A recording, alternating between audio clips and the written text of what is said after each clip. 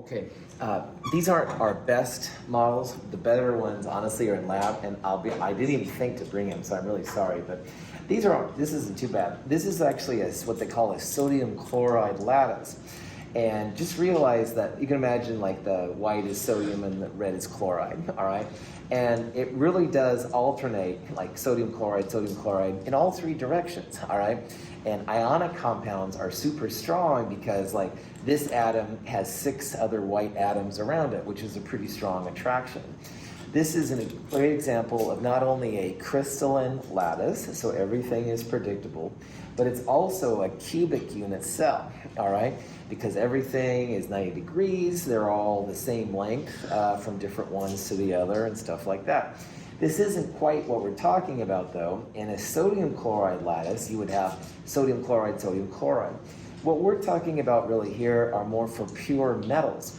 So if it was sodium, sodium, sodium, sodium in all directions, that's more of what it is, but hopefully you can at least get the idea of what's happening. This is pretty close to a simple cubic. It's not quite a simple cubic either, but it's not bad. The reason it's not is because I think this length is a little longer than this length, all right? And officially in a simple cubic, they should all be the same. But hopefully you can get the idea. And if you had a whole bunch of these next to each other, and again, going out in 3 different dimensions, that's what these solids are all about. So again, I'll put this up here so it doesn't show in the video. So again, every solid crystalline structure that has a cubic unit cell would have something similar to that. Any questions? All right. Now, this one right here, again, is pretty close to this yellow one I just showed you, where you have atoms in each corner. The body-centered one would be like this, but it would have an atom literally in the middle, all right, like where my finger is pointing. That's what makes it the body-centered cubic. Now, face-centered cubic doesn't have the one in the middle, but every face of the cube will have an atom kind of half in and half out. So there would be an atom there, and there, and there, and there, and all 6 dimensions. That's what makes it a face-centered cubic. So SC, BCC, and FCC will be terms that we use. There is a handout online that you can get, the Cubic Unit Cells Guide. It will also talk about everything in that guide in the lab this week and stuff, so just FYI. This lab this week, which I called Linear Regression in Crystals, again, it's about making linear regression, which I promise is not bad. And I know you don't believe me, and it's okay. It's also about doing things with these crystals. And believe it or not, it's not that hard to do things with these crystals either, as long as you kind of see what's happening. Any questions? Okay, I'm going to try and show you now with videos what I tried to show you here with this model, so bear with me. A simple cubic unit cell has 1 atom at each corner of a cube. The cells stack together to form a solid crystal, the overall shape of which has square edges. Each ion is shared by 8 different but connected cube cells. The arrangements of body-centered cubic and face-centered cubic unit cells are similar but more complex. So again, every atom in the middle is surrounded by other atoms. And this little red dot right there, you can imagine is like one of the atoms. And that atom is in actually not just one unit cell, but it's in a whole bunch of unit cells, all right? Like there would be one above, one below, and stuff like that. That's why I kind of like this picture right here. That atom, that one atom, is actually split, amongst 8 different cubes, all right? So in this model kit of sodium chloride, if you look at like this white one cube would be this one right here, but there's also a second cube here, here, and here. And then there would be 4 underneath. So when it comes to these unit cells, the atoms are usually split amongst the unit cells in the way they define it, which is totally wild. So this atom right here is actually part of 8 different cells, which is a little bit trippy. Another way you can think about it is that you can take a model like this yellow one, if this was simple cubic, and you can take like a proverbial chainsaw or something and shave it all off until it's totally flat. And then you'd have just little bits of the atoms in each cell. And I'll try to show that here in a video in just a second. Any questions on Now here's the simple cubic unit cell. And over here, we're using our chainsaw and we're shaving off the parts of the atoms that aren't in the cell. So like this atom was circular, now you can see it's been shaved big time. This represents 1/8 of an atom. So when people talk about simple cubic unit cells, there are 8 atoms in the pictures, but really each of those corner atoms is only 1/8 inside the cell. The other 7/8 are in those other cells. So when chemists talk about simple cubic, it's like 8 times 1/8 or 1 net atom per simple cubic.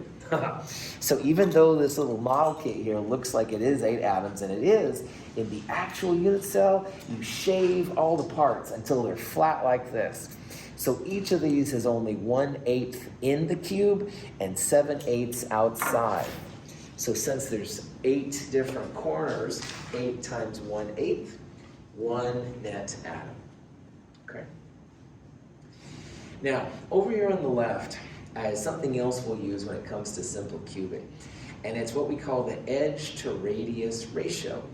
And you can see, like, if you start here on this atom and you go to this atom, this is the edge of the cell. And 2 times the radius equals the edge. We go through 1 radius of the atom to get here, and a 2nd radius of the atom to get right there. By the way, as a quick reminder, in a circle, the radius is the distance from the middle to the outside. So this was a big circle, big sphere, all right? And the radius would be the center to the outside. This is the edge, so 2 times the radius equals the edge. And that's going to be important to us here in a little bit coming up. These pictures are nice, but they don't show the atoms touching like this one does. This is how it really is, but these are sometimes kind of cool to visualize how this all works out.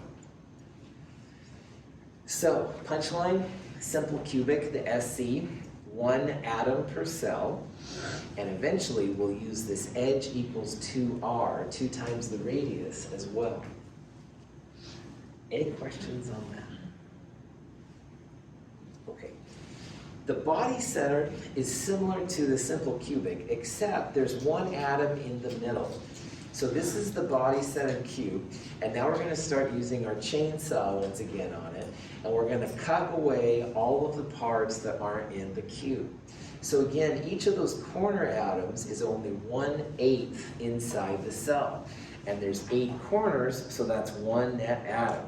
But the body center also has a big atom in the middle, and the chainsaw didn't touch that because it's literally in the body of the cell.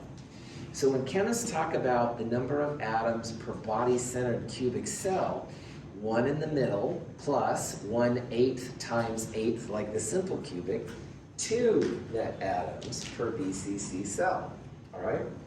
The BCC has 2 atoms per cell in it. Now, if you're like a UPS or a FedEx driver, all right, and you could have like 1 box per truck or 2 boxes per truck, you'd probably want to have 2 boxes per truck so you didn't have to keep going back and forth to base all the time. Mother Nature prefers 2 atoms per cell to 1 atom per cell, just like FedEx or UPS would. It's more efficient, you get more bang for your buck. More atoms per cell is better, and you can talk about efficiency and all kinds of jazz like that. Now, in a little bit, talking about the edge to radius ratio will be important. If you're into geometry, you can calculate that the edge of one of these things, there's actually a little bit of a gap between these cells. So the edge for BCC is equal to 4R over the square root of 3. And if you're into geometry and you want to see where that comes from, look at the lab, because I talked about where you got this kind of stuff from. It's from triangles and all that jazz. I don't really care for right now that we tittle that, but you can look at that if you're curious. It's not hard to do. So BCC, 2 atoms per cell. Second thing, edge equals 4R over square root of 3, which comes from geometry. And finally, BCC is more efficient. There's more BCC things out there than there are SC, because you get more atoms per cell. It's more efficient at packing. Mother Nature is just like FedEx and UPS, I guess. Questions on them? All right, so BCC, more common than simple cubic, but face-centered cubic is actually even better, more efficient than body-centered. Now, face-centered cubic, you can do the same thing. You can shave off the outside atoms. There's actually two types of face-centered. The other one's called cubic close packing. We're not going to get into the differences there. But anyway, if you do shave it off, you still have those corner atoms. Here you can see them over there. This is kind of a slow animation. In a face-centered cubic, you also have 8 times 1/8 atoms for one net atom. But the difference now is that each face of the cube has an atom, like that one right there. And these face atoms are half in the cell and half outside the cell. So here you can see us using the chainsaw. Half of these face atoms are coming off, that's of another atom, but half of it remains. So when chemists talk about how many atoms per face-centered cell, well, you've got 8 times 1/8 from the corner, that's one atom. But there are 6 faces, and each face has half of an atom left inside. So 6 faces times half an atom is 3 atoms, plus 1 atom for the corners, 4 atoms per FCC cell. These are the most efficient of these types of unit cells. You see a lot more face-centered cubic than you do body-centered or simple cubic. Because again, you can pack your atoms in a little closer. Slightly different edge to radius ratio. Again, you can look at the lab if you're curious how those kind of things pop in. So when it comes to these guys, are the ones we're going to look at in lab, all right, and problem sets, et cetera, et cetera.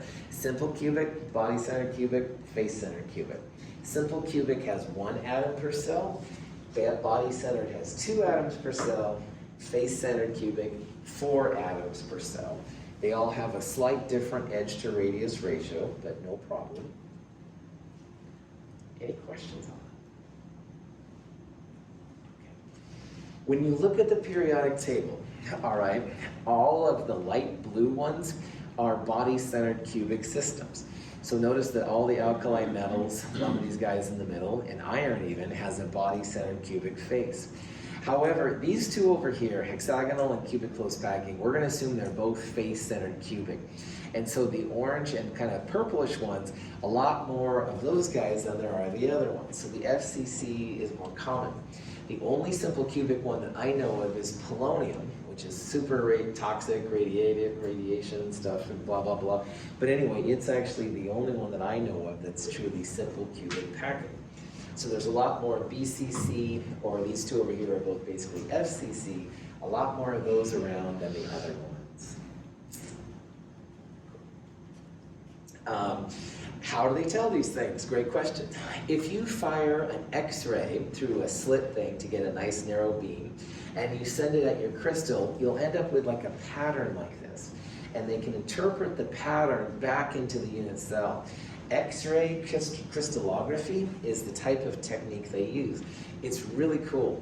People that do X-ray crystallographies are kind of experts in their field. You usually get on a lot of papers, published on papers, because they need somebody to do their crystallography. So if you want to go into some kind of science research and you want your name in a lot of papers, X-ray crystallography might be the way to go. We used to use this guy who was at Delaware somewhere, and he had like hundreds of papers each year because people would send him their crystals, he'd analyze them, figure out crystal information, get his name on the paper, woohoo! So anyway, this is an FYI if this is ever something you want to do. It is kind of cool. Questions? So here's a question where you can actually use this information to figure out some interesting things. And in this problem, we have some aluminum, all right? And aluminum has a known density, 2.699 grams per centimeter cubed. And the radius of aluminum atoms has been calculated by X-rays to be 143 picometers. We'll talk about that in a second. We're going to use this information to figure out that aluminum is a face-centered cubic system, all right? So if we're trying to find the cell type, the answers will be simple cubic, body-centered cubic, or face-centered cubic, all right?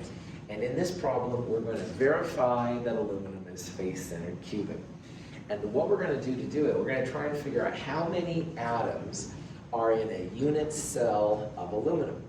Because FCC cells have 4 atoms per unit cell. So to do this, all right, what we're going to do is, if you look back on the FCC page, the edge of a face-centered cubic system is 4 times the radius divided by the square root of 2. And this is one of those fun things you can do with geometry that we don't need to deal with. Now, this is the radius of the aluminum atom right here. So if you go 4 times 143, and you divide by the square root of 2, and all your calculators should have this on here, you get an edge length of 404 picometers. So imagine this is like your FCC cell. That would be the distance from the middle of this atom to the middle of that atom. And because this is one of these unit cells, all of the lengths would be the same thing. 404 picometers is the value. However, a picometer is another type of a metric prefix that we haven't seen before. A pico is a metric prefix that stands for 10 to the minus 12. So if you wanted to go from picometers to meters, then 1 picometer would be 10 to the minus 12 meters. We're using pico here because these lengths are so small. All right, we were using nano in Chem 221, and that did great down to light. This is even smaller than this. This is a picometer. Now, if you look right there, it says 10 to the minus 10 centimeters per picometer. Well, centa is 10 to the minus 2. So a centimeter would be 10 to the minus 2 meters. So if you combine both of these together and you go straight from picometers to centimeters, that's where the 10 to the minus 10 part pops in. So 404 picometers would be 4.04 times 10 to the minus 8 centimeters. Any questions on that step? Everybody cool how we went from picometers to centimeters? Prof head off. There are conversion websites and stuff that will do picometers to centimeters direct and stuff like that too. However, it's kind of cool to know where these numbers come from. So, Prof head back. All right. Now this is the edge of a cube. All right, and our cubes, length, width, and height are all the same. This is the edge length in centimeters. So what we're going to do here in a little bit, edge cubed, this number 2 pi itself 3 times, is going to give you the volume, all right? And density has a volume in it. Now notice here that density, like the densities we've seen in Chem 221, are often centimeters cubed. Here we have a centimeter, that's why we converted it over. You want to make sure you go picometers to centimeters first, and then cube the centimeters to get centimeters cubed so you can deal with the density. I'll show you what I mean by that. Now, in the previous slide, the edge was 4.04 times 10 to the minus 8 centimeters. If you cube the cell edge, this number to the 3rd power, you get this number right here. And again, just as a reminder, this is not times 3, this is 3rd power. So it's like this number times itself again. You should all have on your calculators a widely X button. You can put in for X3, all right? 2 to the 2nd power is 4, but 2 to the 3rd power is 8. So you can check yourself on your calculator if you haven't done this for a while. Either way, you get a really, really small volume. All right, 6.62 times 10 to the minus 23 centimeters. How many milliliters in a centimeter cubed? 1, that's right. So 1 milliliter per centimeter cubed. So if you buy like a 12-ounce can of pop or something, I believe that's 355 milliliters. That would be 355 centimeters cubed. This number here, 10 to the minus 23 centimeters cubed. So 10 to the minus 1 would be 0.1, 10 to the minus 2, 0.01, many orders of magnitude smaller. So we're dealing here with really small volumes. That's because unit cells are really small. But it's kind of cool to know we can use these things, at least to me. Okay. Now, after this, we can use the volume and the density to find the mass of aluminum in the cell. Densities work for individual atoms and unit cells as well as bulk samples. So the volume we have here, if you multiply by 2.699 grams per centimeter cubed, you're going to get the mass of aluminum in the cell. This was the volume of the cell. This number now is the mass in grams in the unit cell. And again, about 454 grams in a pound. So this is so many orders smaller than that. 10 to the 24 orders, I mean, it's just super small. We're dealing with really small amounts of these different materials. So in this problem, we have this much grams per unit cell. So this was the volume of the cell. This is the mass of aluminum in the cell, okay? So now this is the mass of the aluminum cell. Aluminum, 26.98 grams per mole on the periodic table. And anytime you have a mole of substance, you have 6.022 times 10 to the 23rd. So because aluminum is an element, these are atoms per mole. So this number, if you take 26.98 and divide it by Avogadro, it's the mass of aluminum in one atom. And again, my mind, science fiction-wise, is just blown by this because atoms are so small, it's a really small amount. That's the grams per atom, all right? Really small amount of number. And why we can use that is because on the previous slide, we had the grams of aluminum in a unit cell. Well, if there's this many grams in an atom, you can see here how our units are canceling out. We're going to have atoms per cell. It comes out to be 3.99, which to 1 sig fig, 4 atoms per cell. And that's what FCC means. It means 4 atoms per cell. So you can kind of verify with this kind of information that yes, aluminum is in a face-centered cell. You have 4 of these little atoms in a small cell like that. Sound effects not necessary. So what we're looking at here in these problems, all right, we're dealing with crystalline solids, not amorphous. We're looking at unit cells that are simple cubic, not all the fancy ones, all right? And of those, you can start doing some pretty cool things, like you can verify the unit cell. You can figure out the density of substances. There's all kinds of cool things. And we'll look at that more in the lab and the problem set.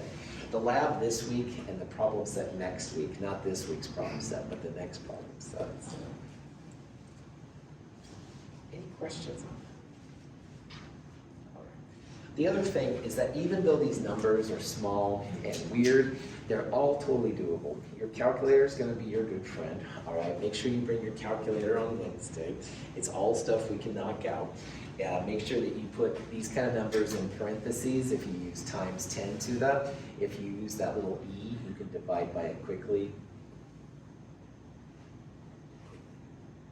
Now, we're only looking at, again, crystalline solids that are in that specific part. There's a whole bunch of other things. They'll talk about molecular things like dry ice, argon, covalent networks. I mean, there's all these different things. And again, if I had more time, I would deal with one. We're mostly just going to look at metallic systems with metallic bonds. Pure metals is what it comes down to. They work really good for these SC, BCC, FCC kind of things. But if you're curious, this is a really interesting field, man. It kind of touches on physics, engineering, chemistry, and geology all at the same time. And so if you're looking at new substances, these are the kind of things you'll think about. So. All right. But that's it for chapter 10. Woohoo! All right. What I'm going to do now is I'm going to get out of chapter 10 and I just want to talk very briefly about the final chapter in the sequence, because so far we've talked about gases in the last chapter, and this last chapter 10, we looked at liquids first and then solids and how to go in between them. But honestly, the most useful of all the types of things in chemistry is probably solutions, all right? And solutions we talked about real fast in Chem 221, but really most of what chemistry, at least at our level, is mostly about making a solution out of something. So we're going to revisit what a solution is and what makes solutions kind of cool relative to pure solids, pure liquids, and pure gases. And there's all kinds of things you can do with solutions and stuff like that. All right, so this is the final of our phases, if you will, of things that are in chemistry, but we kind of saved the best for last, in my opinion. Solutions are pretty cool. When a raw egg is placed in dilute acetic acid, the acid dissolves the shell, but the egg's membrane remains intact. When it is placed in pure water, the egg swells. In a concentrated aqueous solution of corn syrup, it shrivels. If you put an egg in acetic acid, which is basically vinegar, the shell will be, you can take the shell off, it dissolves the shell, so you have just the inside of the egg left over. And if you very gently take that liquid off, you can put the remainder of the egg either in pure water or corn syrup, all right? And that's really, first of all, I think it's interesting to take the shell off, because I usually just, stupid shell gets in my egg, but anyway, that's beside the point. Anyway, if you take the shell off the egg, then what happens with the rest of the egg, it swells in water and it shrinks in corn syrup, all right?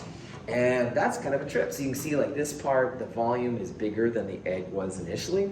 And over here you can see everything is kind of condensed down, kind of shrunken down. And this is a direct result of solution behavior, all right? You're seeing something that's happening. This particular phenomenon is really important in medicine. And I was amazed, my son's taking classes at Cal, and he was doing stuff talking about osmosis, which is the punchline of this problem, and it was all about this kind of jazz. So this is actually more important than I realized. So in a solution, you have a whole bunch of different phenomena than you would have with, instead of pure liquids, pure solids, pure gases. This is one of the things that only happens in solutions. It won't happen with just a regular kind of thing. And by the end of this section, you'll be able to understand what's happening with the egg. I'm sure you're excited. Anyway, let's talk a little bit about what mixtures are all about. And mixtures are basically, can be heterogeneous or homogeneous. Now, a heterogeneous mixture, honestly, is pretty boring. It's like rocks in water, all right? You have like different phases. And looking at a heterogeneous mixture, you can usually tell you've got it because you can see like a difference in things. But what we're looking at in this section is a homogeneous mixture. And homogeneous means that everything mixes together and it looks like one phase.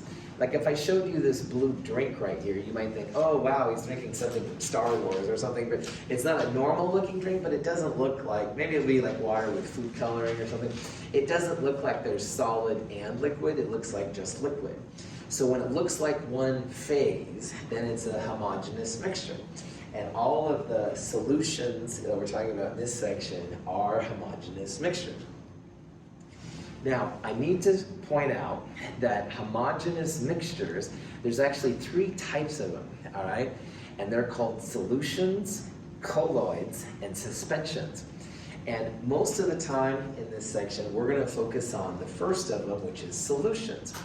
Colloids and suspensions, I will talk about at the end. And if you're in biology, colloids and suspensions are also really important, all right? But it's solutions that are most important to chemists, so I'm going to talk about it. So in a solution, you usually mix like a solid and a liquid together, and you stir it up, and then you have what looks like just one phase. It may have a color to it, but it's going to be just one phase, one like just liquid or something like that. These two are similar, but a little bit different. We'll talk about those as we get to the end. Questions on that? Okay. So I'm going to say how solutions are so awesome, and they are. However, there's also these colloids and suspensions, and we'll talk about those here in a little bit. All right, now solution means that it's going to have at least two pieces in it. And for a solution, there's at least two parts to a solution. One is called the solvent, and one is called the solute.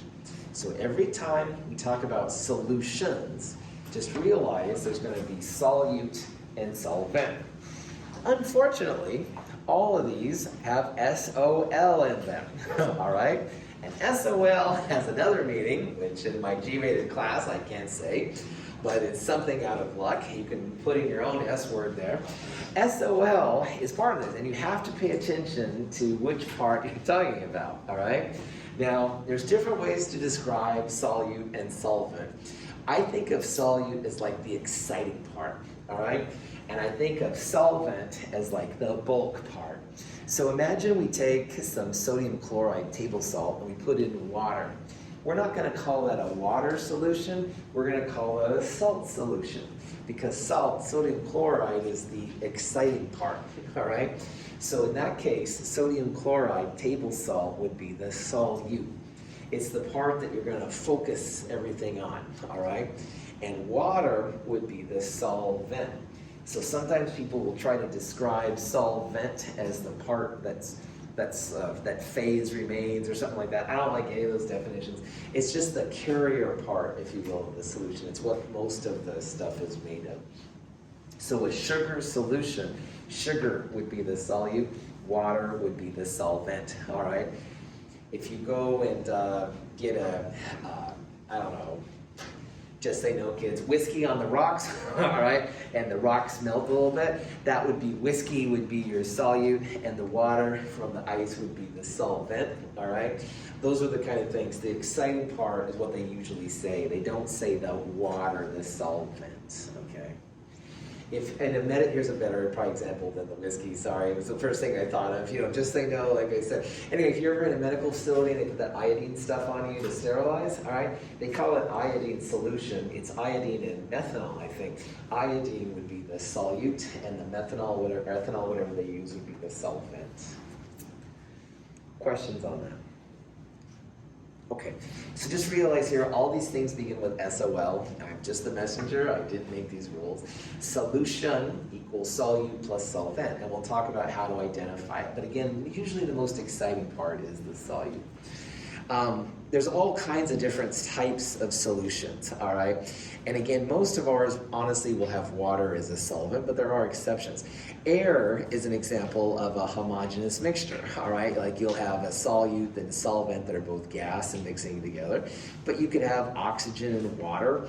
The oxygen and water, gas would be the solute, the exciting thing, and liquid water would be the solvent. You can have alloys, for example, silver and gold, all right? Silver would be the solute, probably, and gold would be the solvent. It's usually whatever they list first, which is the more exciting part, so. Any questions on it? Okay, so when it comes to solutions with solute and solvent, depending on the relative amounts of solute and solvent, you can get different things accomplished. When nickel chloride is added to water, it dissolves readily.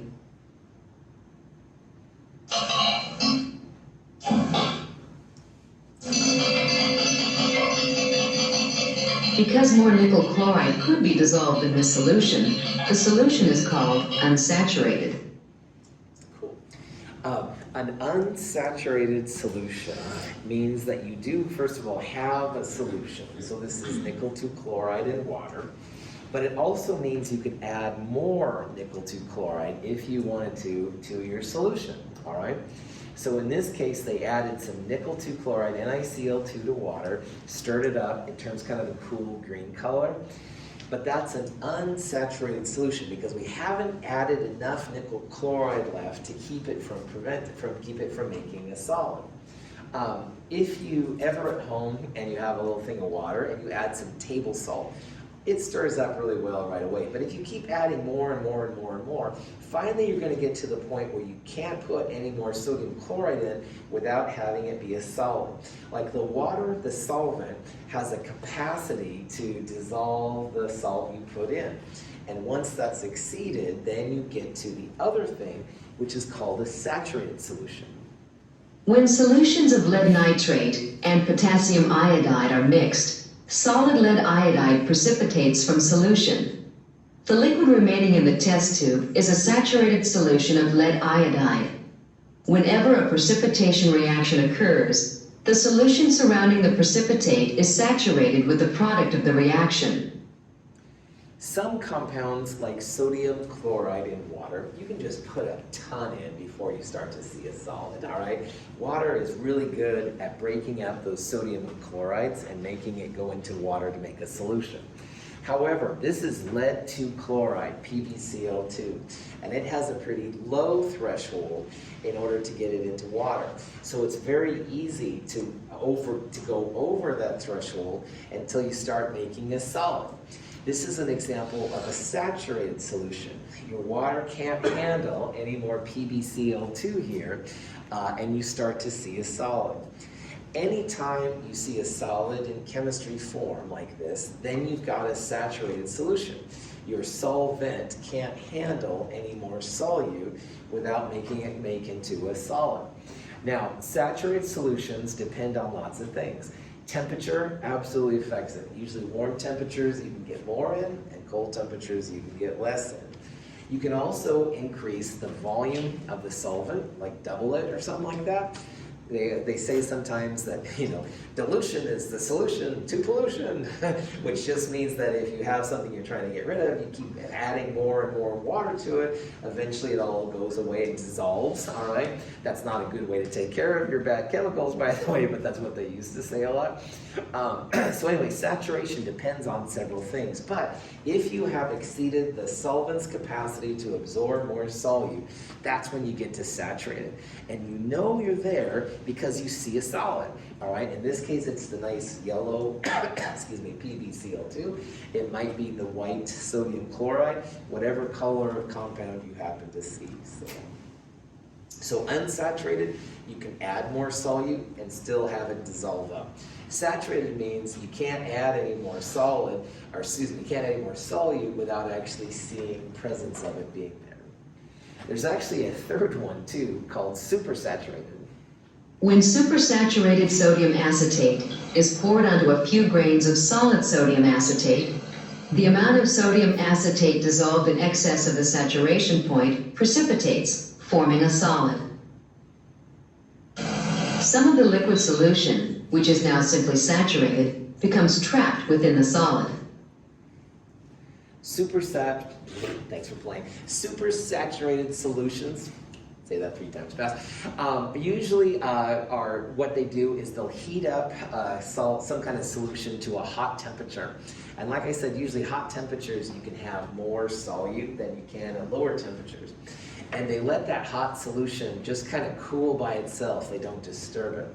And then especially if you pour it like they did here onto this kind of crystal, it ends up making this honestly kind of Freudian looking thing. But anyway, it's like it's super saturating out the solid. So instead of the solid being all over the place like on the yellow one, you actually get quite ornate kind of crystals that are happening. So there's sometimes an art for supersaturated solutions. Sometimes with hot and cold packs, if you're an athlete, Shane, maybe you've done this, but anyway, if you add hot or cold packs, especially the cold ones, sometimes all of a sudden they just instantly are cold or hot. That often, not all the time, but sometimes is supersaturated things. So anyway, we will deal mostly with unsaturated and saturated solutions. And again, just remember that unsaturated means you can add more solute, but it won't crash out, it won't make a solid. On the other hand, a saturated solution, you can't add any more solute without seeing it as a solid. Another thing, I just used crashed out. In chemistry world, a lot of times crash out means it may precipitate, all right? So if I slip that one out and I don't define it, I apologize, but you can ask me again. To have something crash out means that a solid appears. So this stuff definitely crashed out as it made this kind of weird thing right there. In the first example with the nickel 2 chloride, there wasn't any crashing because there was no solid, all right? But in the yellow one, that one definitely did precipitate out, so that would be crashing. Sorry. Any questions on? Okay. Every solution has so much grams of solute that can be absorbed before you start to make it saturated, before you start to see the solid. And just as an example right here, these are all different lines for different solutes in water, all right? Now this one right here is sodium chloride, table salt. And you can see that basically over 0 to 100 degrees Celsius, it's about 40-ish grams of sodium chloride per 100 milliliters of water. So what that means, if you add like 30 grams of sodium chloride per 100 milliliters of water, it'll stir up, go away, it'll look like you have a solution. On the other hand, if you go just a little bit more than even 40 grams per 100 milliliters, that's when you'll start to see the saturation. It'll crash out, you'll see the solid, all right? And most of these compounds, as you increase the temperature, go left to right, most of them have a higher solubility at warm temperatures than you do the lower temperatures. But that's not always the case, all right? This is a cerium sulfate compound.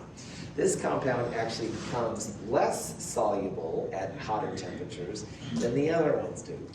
In Chem 223, I'll talk about why most of them are higher, but not all of them. There's something different going on with this cerium sulfate compound. We'll talk about that more in the next class. So. Some of these, like sodium nitrate, almost unlimited solubility. All right, it's just crazy how soluble it is. And that's why for a long time, there's a lot of nitrates in cow manure. And so anyway, people thought, oh, we'll just keep putting cow manures on our water systems. Well, nitrates do begin to have biological effects that aren't related to solubility, so that's been something else to talk about. Any questions on that part? Okay.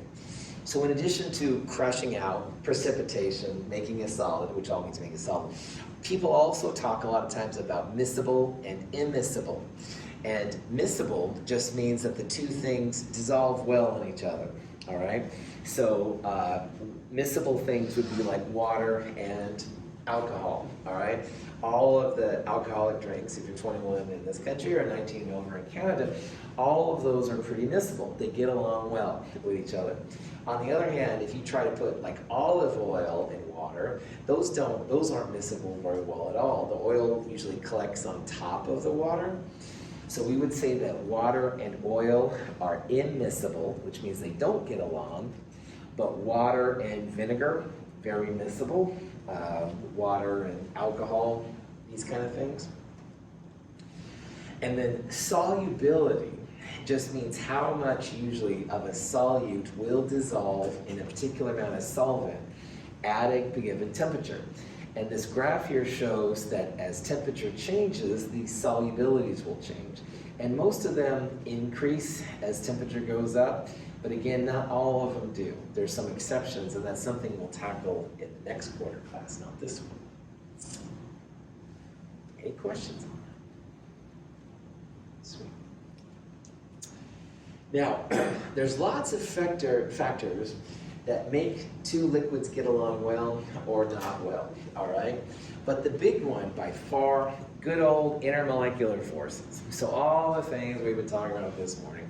If the two things you're trying to mix together have similar intermolecular forces, they'll probably get along pretty well. On the other hand, as they begin to get more and more different, then they don't get along as well. So for example, polar substances generally dissolve in polar solvents, no problem, generally.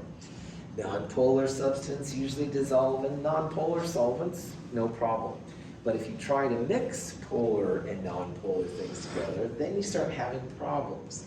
So like the water and olive oil example I talked about earlier, water is very, very polar, as you know, and olive oil, which is like most oils, is generally non-polar.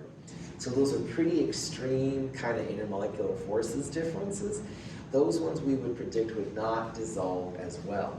Like you could have a little bit of the so-called dipole-induced dipole force, but honestly, it's pretty lame. It doesn't do that good of a job. It gets the oxygen and water to the fish, but that's really about it. Oil and water don't get along very well because their forces are so different from each other. And there's lots of jokes about the poor polar bear. Here's the poor polar bear, help, help, I'm dissolving. And here's the brown bear, but bears are insoluble. And this one says, that's easy for you to say, you're not polar. Polar bonds in polar water. All right, big L on my forehead, I know. Questions on, so here's just some silly examples. If you wanted to ask, would you expect like water and acetone to get along? Generally people say that like dissolves like, okay? So water is very, very polar, it's got hydrogen bonds. Acetone, if you remember, was a ketone. It has a C double bond O and a methyl group off each carbon. So that's polar. So polar and polar probably gonna get along pretty well. And water and acetone do get along well. Likewise, benzene, which is the C6H6 hexagon, which is totally nonpolar, and toluene, which is a methyl benzene, so close to benzene, a little bit polar, but not that polar. They'll probably get along pretty well too.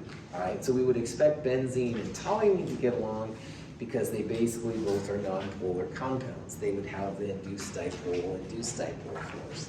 They have similar intermolecular forces. But if you try to get benzene and water together, that would be rough. Because again, benzene nonpolar with induced dipole forces, and water, which is polar with hydrogen bonds, that would be a pretty tough combination. Their forces are not very similar, so we wouldn't expect them to get along. This would be like oil and water I talked about earlier. So, any questions on that? Okay, here's just a cheesy example. It says, which of the solvents would you expect lithium chloride to be highly soluble? And it lists lots and lots of different compounds. So to answer this question, we first need to think about what kind of bonds we would have in lithium chloride. Now, is lithium chloride, first question, is it ionic or covalent? Ionic, good. Anytime you have a metal with a non-metal, that's going to be ionic, all right? And ion-ion force is what you'd have for pure lithium chloride, all right? So lithium chloride with all ions, ion-ion. And this is one of the strongest forces, all right, of all of them. So when answering a question like this, you want a solvent which is as close to the top here as possible, all right? Like for example, the non-polar, induced dipole, those aren't gonna cut it here because lithium chloride's too tightly held together. I don't know of hardly any non-polar compounds that would be able to break that up. So if we could find something that was maybe polar, or coughing because I don't have a cough trying to give me it, or maybe something that has polar that could make an ion dipole force would be cool. So if you look at these compounds, all right, which of them do you think would have the strongest intermolecular forces?